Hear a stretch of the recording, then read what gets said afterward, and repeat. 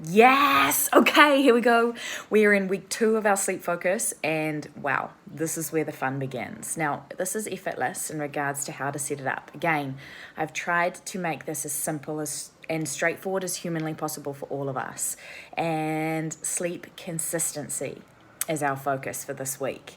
Now, what is really incredible is I have spent the last month researching sleep in a huge way, so much more than I have done in the last 5 years. I've been researching sleep for a long time.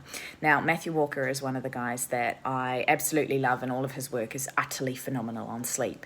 He talks about duration. He talks about sleep consistency as well, and how important that is. Now, there's a whole bunch of research that I've come across in regards to consistency just recently, which shows it's actually of equal importance to duration. The research is showing this.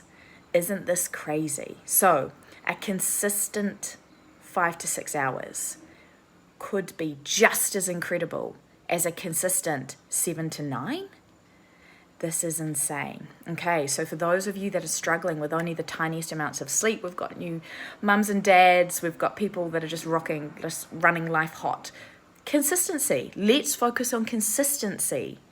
Now, consistency means we are going to bed at the same time and we are waking up at the same time. So no matter the duration in between that is our focus. Now, when it comes to setting this up, you're going to work backwards from when you wake up. So if you set your alarm for whatever time it needs to be, then you're going to work back in 90-minute sleep cycles to figure out when you need to be going to bed. We're going to actually write this down. Okay, we're going to figure out what a consistent sleep duration looks like for us when we need to be waking up in the morning, and then we're going to work back and get us into 90-minute sleep cycles plus 30 minutes.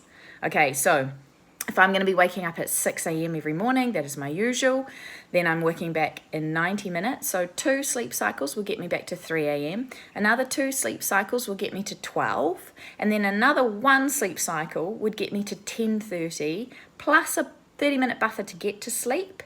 And all of a sudden, I'm aiming to go to bed at 10 p.m. So 10 p.m. to 6 a.m. will give me a 7.5-hour window of sleep. And I should, if I get it right, wake up just before my alarm. That is the ultimate of ultimates. So the consistency part has 3 pieces. 1, the duration, consistent duration. 2, exactly the same bedtime every single night this week. And exactly the same wake up every night this week. Morning. Now, what's hilarious, why I started to laugh and got distracted, is because weekdays are the same as the weekends. And hey, this has been out there for a very long time. So there is no 1 p.m. sleep-ins on the weekends. We are going to keep honestly, this is magical. Give it a go for a week. You will feel incredible. Exactly the same sleep time, exactly the same wake-up time throughout your entire week.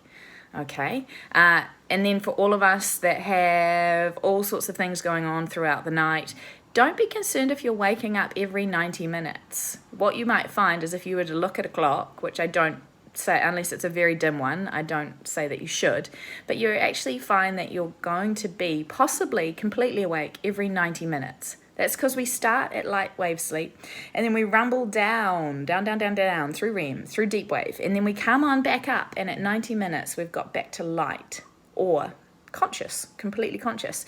I'm one of those light sleepers. So I do wake up pretty much every single 90 minutes, fully awake. Now, other things can wake you up, like Bean jumping onto the bed. Babies, loud car noises, things that you won't even realize that you've heard, but all of a sudden you're awake, and that might be a disruption of any part of that sleep cycle. But you're more than likely to be effortlessly disrupted and woken up in that top portion, so towards the beginning and the end of that 90 minutes. Don't be concerned about that. That's completely normal. And just knowing that can take away so much anxiety when it comes to your sleeping regime. Okay, so 3 focuses. Duration is going to be consistent. Bedtime is going to be consistent.